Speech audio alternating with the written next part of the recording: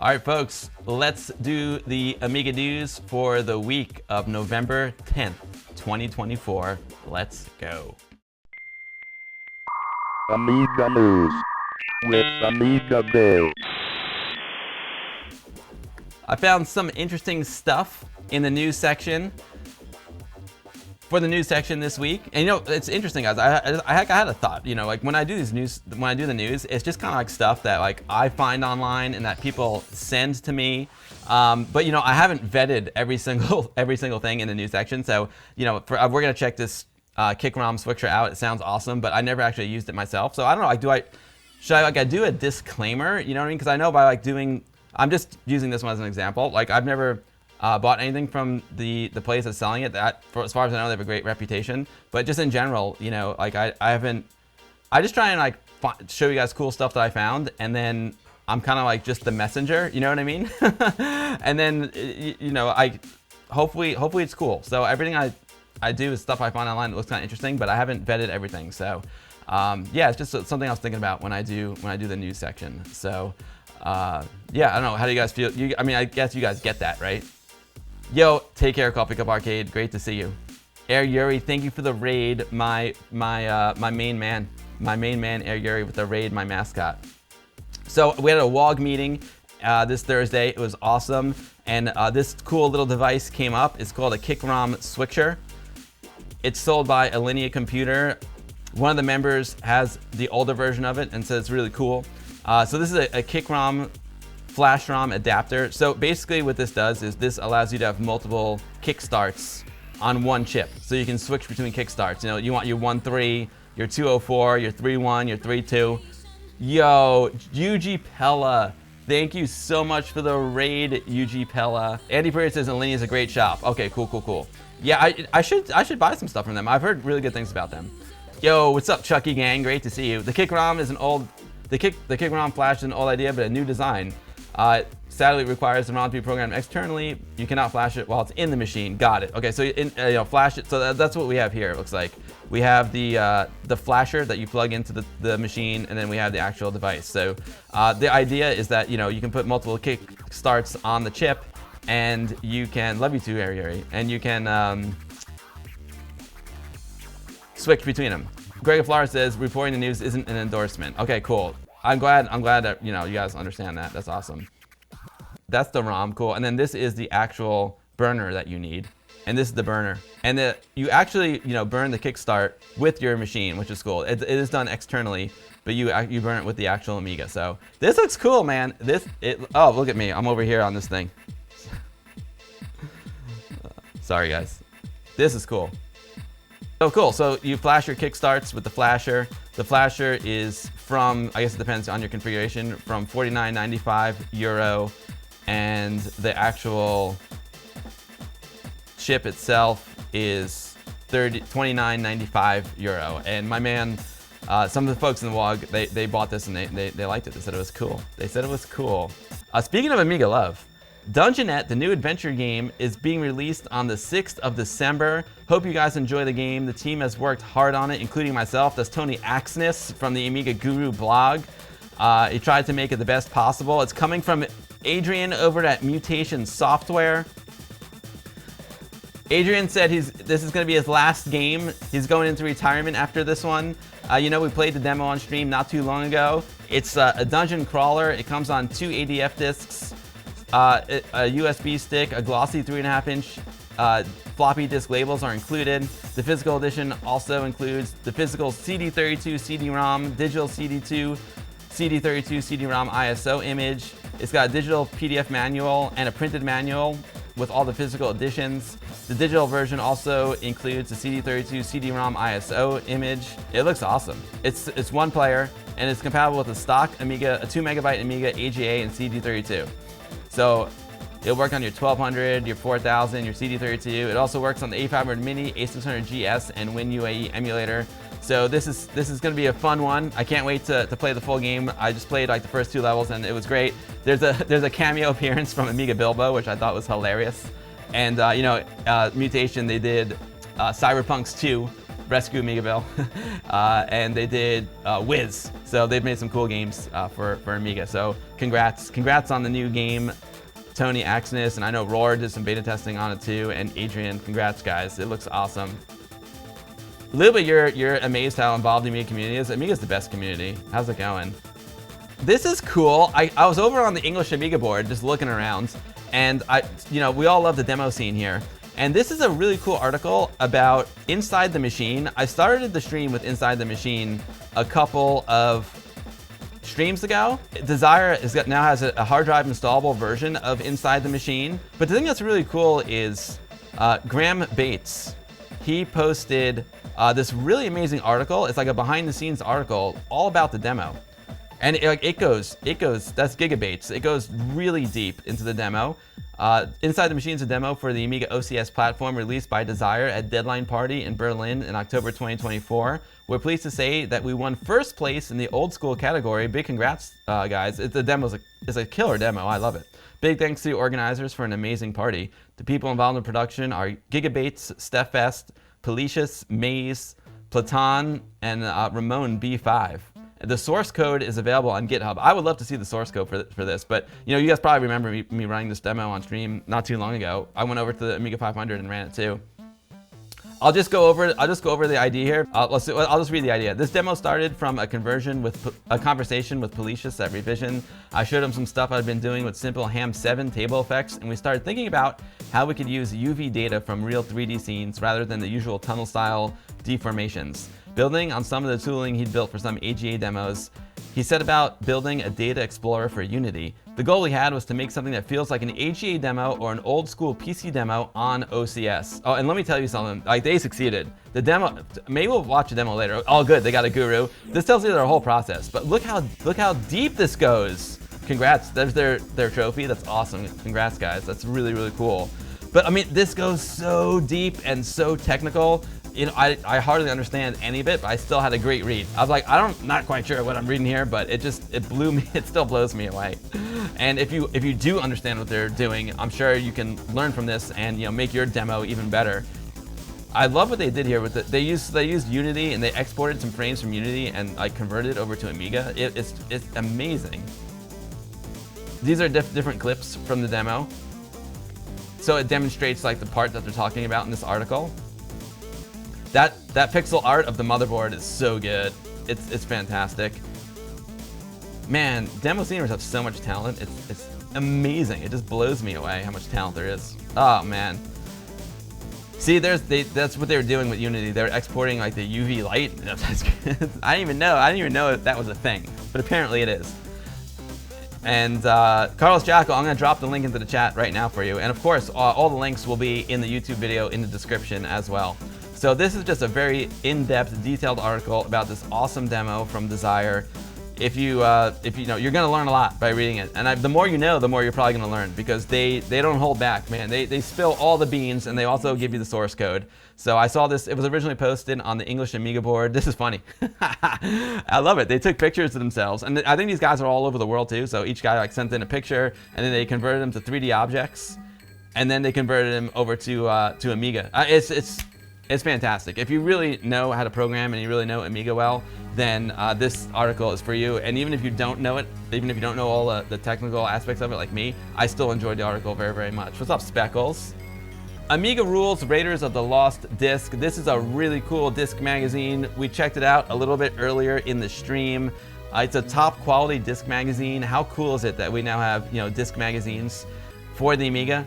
It's a very unique way to experience a magazine. Everyone's got, well, hey, it's cool that we have paper magazines too, but the traditional world is used to opening up a beautiful magazine, but it's just really special to sit at your Amiga and read some cool articles, see some amazing artwork, and this is what Amiga Rules does. This is issue 24-2. It's out now. The disc mag is available in English and German. This time we're featuring Indiana Jones as our design theme. We've put a lot of love into this work, so have fun and enjoy reading. The resolution of the toolbars in low res. For the article and menu space, we use medium res. It's recommended that you have an 020, 2 megs of RAM, OCS, hard disk. If you copy the ADF files to a folder on your hard drive, it'll make the data access faster. So yeah, it's really, really cool. I love the magazine. Here's the link. Let's go check it out. And There it is. Let's go to, so you can also download past issues. This is actually issue number 3. Let's go to the home page. Yeah, there is Amiga Rules. This is issue number 3.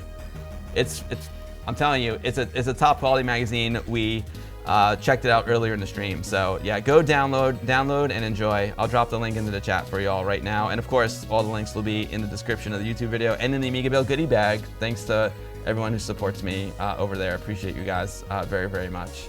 Speaking of magazines, K&A Amiga, I believe it's called Commodore Amiga, and as far as I know, it's originally a Polish magazine, but it's also available in English. I saw they got a new issue out as well. It says, dear readers, here it is, the latest issue of number 26 of Commodore Amiga, in which you'll find, as usual, many reviews of new Commodore Amiga games, as well as interesting columns, tutorials, and interviews. There's a lot to read. See for yourself, but that's not all, because we also have another series of print issues you've been asking for, numbers 1 to 5, 9, 11, 12, K&A paper versions. So boom, here's a link where you can download the paper versions as well as the digital versions. It's really cool artwork. Again, we got some Indiana Jones going. Oh, and you know what's crazy? Chris Doe, my man, we were looking at this at the WOG meeting. Chris Doe has that in physical form. It's amazing. A new Indiana Jones game is coming out in December as well. Indiana Jones and the Great Circle, I think. Oh, interesting, Dennis Bush. But anyway, check it out. This magazine is really well done. Commodore and Amiga. I mean, how lucky are we that we have so many options for Amiga magazines? Of course, we got Amiga Addict, we got Zap Amiga, we got Commodore and Amiga, we got Amiga Future, we got the Amiga Rules disc magazine. We got so much stuff. We're so lucky. But I want to show you guys something really cool in this issue. I mean, look, there's a lot of amazing information here. But what I want to show you was that were we the Polish badasses? Oh wait, we were the Polish badasses. All right, very, very cool. I don't know what that's about, but we'll see. That's funny. So, oh yeah, there's Seekanoid, the Hoff baby, a great article about Seekanoid. But what I want to show you is the game, I think it's Tony Montezuma's Revenge, and they put the whole map together in one image, and it's absolutely mind-blowing. Look at this, look at all the pages in this magazine, it's crazy. Look at that map. Look, dude, that is freaking awesome. I love when they take like the whole map of a game and put it together in one image like that. Absolutely beautiful. That is some awesome stuff, guys. That is some awesome, awesome stuff. So, that's Tony, right? Tony, I think it's called Tony's Montezuma's Revenge, or is it just called Tony? Tony's Montezuma's Gold, that's it. We played the game on stream. It was really, really cool. So anyway, K&A Plus magazine, very, very cool stuff. Great job, guys. Now, this is just something I saw. My main man, Wayne Ashworth, who's a great artist, and he's working on the game Scourge, the Underkind. He's the artist behind it. You know, he's a big fan of Speedball. Like, who isn't? We all love Speedball. Remember we talked about the new Speedball coming out last week? But the original pixel artist from Speedball is selling prints. And they're like, dude, that's cool. He's got that one and another one. He said, Dan Malone, the pixel artist on Speedball II, is doing a limited edition print run of the Speedball artwork. They're signed and numbered. Wayne is getting his tomorrow. How cool is that? And here is the link. I guess it's only available on Facebook. I don't know. I know he said like DM me for details, but that's freaking rad. Oh, we got a link. We got a link. If you're not on the Facebook, Dan Malone, freelance concept design and graphics. Oh wow. Oh, we got a link, baby. Awesome, awesome artwork. Trapshot Live. I think you can probably just contact him through this website, I'm guessing. This looks cool. I've never worked, again, I don't know this company at all, but I just saw this pop up on my Facebook. It's a USB CD32 style keyboard, and I thought it was kind of neat. It's, they also have one for the Atari 400 that I saw pop up, like in the Atari, not for the Atari 400, in the style of the Atari 400, which looks really cool as well. Let's take a look at it. Anyway, this is the CD3, it's not the CD32 keyboard, the CD32 keyboard. Let's look at some of the highlights of it. It's a USB keyboard, and I believe each one is handmade. Yeah, this is 100% handmade, so every keyboard is not off the shelf. so each one can be understood or viewed as an individual art object. I also redesigned a keyboard you have supplied according to the CD32 design. Oh, so if you supply a keyboard, it'll cost 135 euros. If you buy the original one, it'll be 159 euros. So, you know, it's certainly expensive, especially with the shipping to the United States, but it looks cool. It looks cool. If anyone gets one, please report back and let me know how they are. I heard they're pretty good. It looks amazing. Quantic CD32 is getting excited over there. Made by chocolatiers in Switzerland. That's hilarious. So anyway, I thought this was neat. I haven't seen these keyboards, and I'd never bought anything from this company before, but it looks really neat. So if anyone, you know, gets one of these, you know, please report back and let me know how they are. They also have one, like I said, in the Atari 400 theme, which is also super cool. Yeah, so Pred Seda sent this over to me. We played like a whip of this a long time ago, but it looks like that they've made some improvements on Stardust Wars, and it looks cool, man. Let's check this out. It's an Amiga teaser, Stardust Wars Director's Cut Amiga teaser. Retro Ralph with the sub. Thank you, Retro Ralph.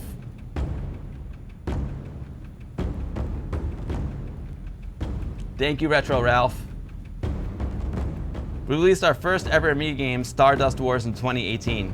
The action and graphics were pretty good, but playing complex animations in the background was out of the question because of the huge amount of data it can consume. We had to make compromises to give the necessary depth to the only 5 animated frames trench run level.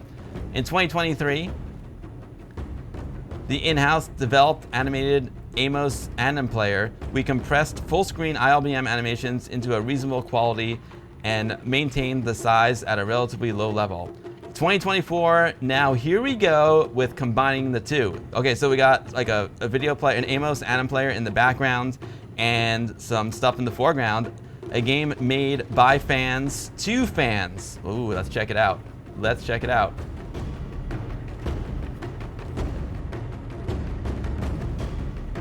That looks awesome.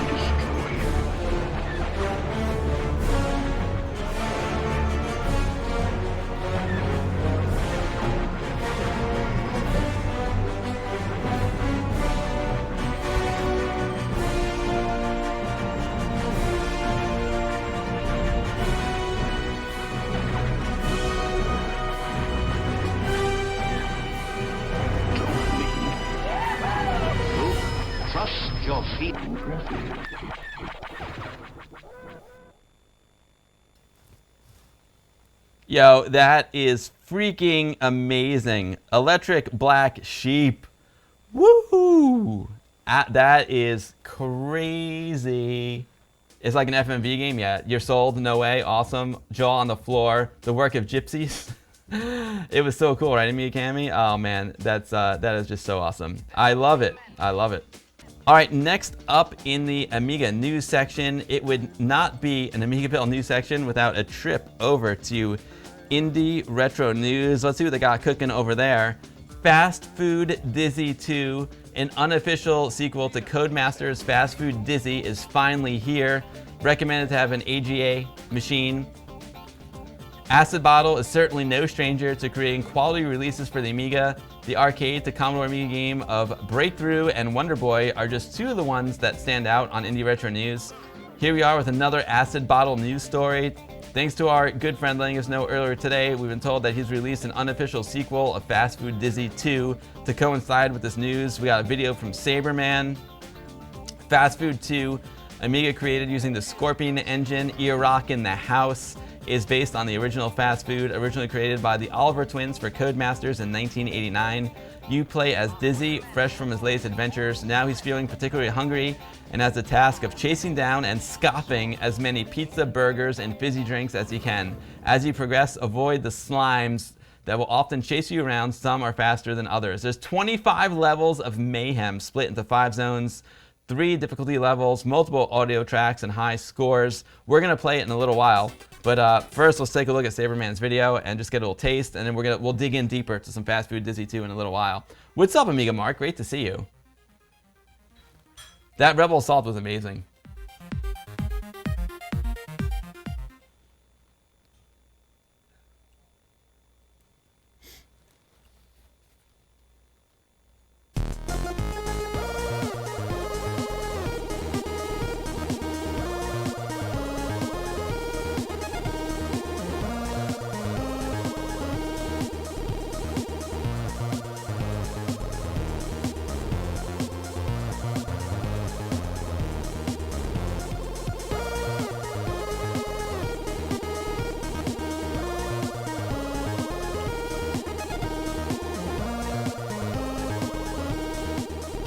I love the music. It's really, really cool. It's a cool music. And I dig, it's a single screen. It's got like Pac-Man vibes. I love Pac-Man. I love games that are simple. Like we talked about before, like I hardly have any time to like finish games or even play them when I'm not streaming. So a game that you can just like pick up and play and get it right away and have some fun, like I'm on board. You know what I'm saying? And Dizzy's a cute character. He looks like a really nice little dude, you know? He's a nice little egg. He's a good egg. He's a good egg. So, Fast Food Dizzy 2. Acid Bottle, you rock. Next up in the Amiga News section, we got the Tiny Pixel Adventure from Who Games. It gets a big update. Tiny Pixel Adventure, a classic pixel retro game, will captivate you for the Amiga. Gets a very big update. Thanks to Saberman, who told us that Who Games 2017, who created the awesome Scorpion engine-based game of Dr. Dangerous, has released a big update for the upcoming Commodore Amiga game of Tiny Pixel Adventure. A game in which Who Games says, "Welcome to the colorful and dangerous world of Tiny Pixel Adventure, a classic pixel retro game that will captivate you."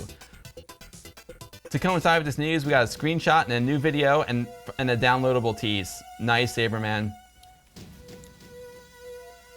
It's got retro pixel graphics and captivating soundtrack. Makes each level a unique experience with a mix of puzzles and gripping action. It will keep you on the edge of your seat. Are you ready to face the countless adventure creatures? Wow, a lot of more enemies added in levels 1 to 3. Bug fixes, lots of you now get level codes. Oh, Who Games, if you're here, I'm gonna play this very, very soon. It would be fun to like get a level code so I could skip to one of the new levels. That'd be awesome. There's an LHA version available too. That's awesome. Tiny Pixel Adventure. It's a fun game. Again, Dr. Dangerous was awesome. So Who Games comes correct, man. Who Games, new on the scene, coming in hot. I love it. Amiga Johan says there's an ADF as well. I've got the ADF. That's what I've got. Scorpion engine, baby. It's a great game. We played an earlier version on stream a couple weeks ago, and it was awesome. Sigurborn, 61 months. Thank you, Sigurborn. In Amiga Format's 61st issue, they reviewed all, at that point, 50 soccer games that were for the Amiga. Wow. At that point, there were 50 soccer games. Sigurborn always brings the knowledge and the facts with each sub. So, Tiny Pixel Adventure, very, very cool stuff. Here is the link. Now, I think there were also 2 new news stories that just dropped from Indie Retro News. I didn't have a chance to look at them yet. Oh, there it is. Fist of the North Star 2, aka The Last Battle, from the Sega Mega Drive, is possibly coming to the Amiga. Looking through English Amiga board, EAB found out the Sega Mega Drive version of Last Battle Legend of Final Hero is possibly coming to the Amiga as Fist of the North Star 2. In the words of the developer, he's using the Scorpion engine to create it. This will be for the Amiga Game Jam, but Street Fighter will be first. Whoa, so new entries coming in hot to the Amiga Game Jam. Let's see what we got here. Coming in hot to the jam.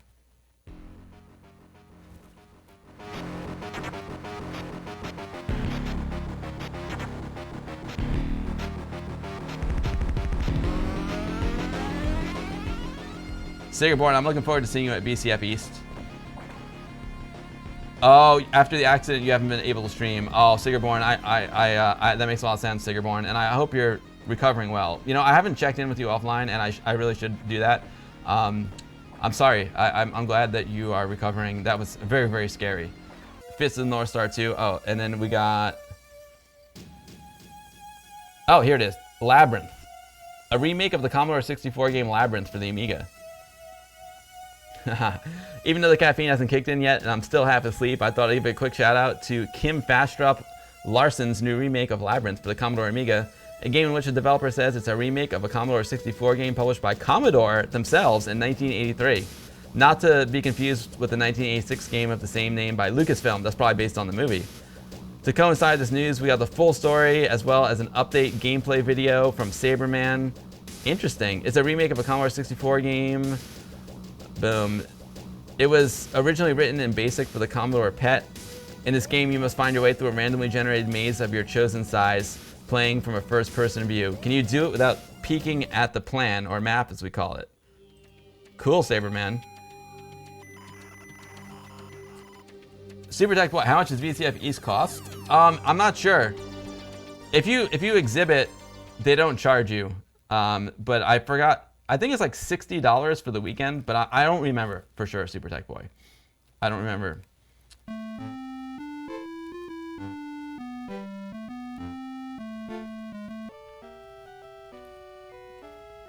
This looks fun. You know, this reminds me, there's a game, it's a maze game. I can't remember the name of the game, but it's a game that you can play over MIDI. And our buddy Pete Fletcher, who's the host of the Atari Party, he had it set up at VCF East. Maze, it was called Maze something. And because it runs over MIDI, you can play against other machines. So he had a bunch of Ataris. Like he had an Atari 800 versus an ST, that kind of, it was MIDI Maze, that's it, MIDI Maze. Yeah. MIDI Maze. That reminds me of MIDI Maze. So this is cool. This is really, really cool. Dante 3D Dev, he sent this to me, creator of Castlevania AGA. There's an Amiga show that's happening. Hi AmigaBill, we're organizing an Amiga Expo in our local Retro SC event. It's called Retro SC. It's on November 16th. It's a retro computing gaming event happening in Brazil, and I'll be there with a booth showing Castlevania AGA, among other things. It'd be great if you mention it on your next Amiga news. The link has a PDF release with more info and links with videos of Retro SC past events. Have a nice day. That's awesome. Great job, Dante. You know, it's interesting, like you don't hear about Amiga in South America that much. So the fact that Dante is down there, keeping it alive in Brazil, that is freaking awesome. Can I click on this? Is it safe? Let's see.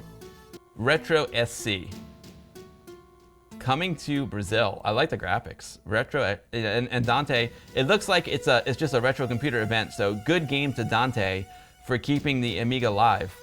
For keeping the Amiga alive at a general event. It's actually really cool because you know folks who may not know Amiga will be going there, and then Dante will wow them with his game, which is awesome. I wonder if Castlevania AGA is completely done yet or not. I'm not sure. Mick Smith says RAG meeting next Sunday in Nottingham. Can't wait. Oh, cool, Mick. RAG is Robbie's group, right? That's the Robin Hood Amiga group. I wish I knew about it. I would have put it in the news section. I've got I have West Midlands group here. West Midlands group is having a meet on the 30th of November in Telford, Shropshire. You can get tickets here if you'd like to join us. Okay, cool. So there's a West Midlands group coming up on November 30th. There is a Robin Hood meeting on next Saturday in Nottingham. That will be, is that the 16th? Would that be Saturday the 16th or the 17th, Mick? And then we have, and then again, Yorkshire Amiga User Group is just kicking butt, and they have all these awesome plans for 2025. So lots of cool events coming up. We got Brazil, and we got the UK kicking butt. Love it. And we got Demo Splash coming up in the US in Pittsburgh. And Norwich Amiga User Group is happening on the 17th of November. Nice. And LAG is meeting on December 7th. Oh man, if you guys can send me these dates, because I can't keep up with everything. If you guys can send me the meetings, I would love to put them in the news section. So that's super cool. There you have it. The Amiga news section for the week of November 10th, 2024. Hope you enjoyed it, and thanks to everyone who keeps the Amiga community alive with all this cool stuff. It's awesome. We're so lucky we got so much cool things happening in the Amiga community, man. It's never been better. Never been better. Appreciate it.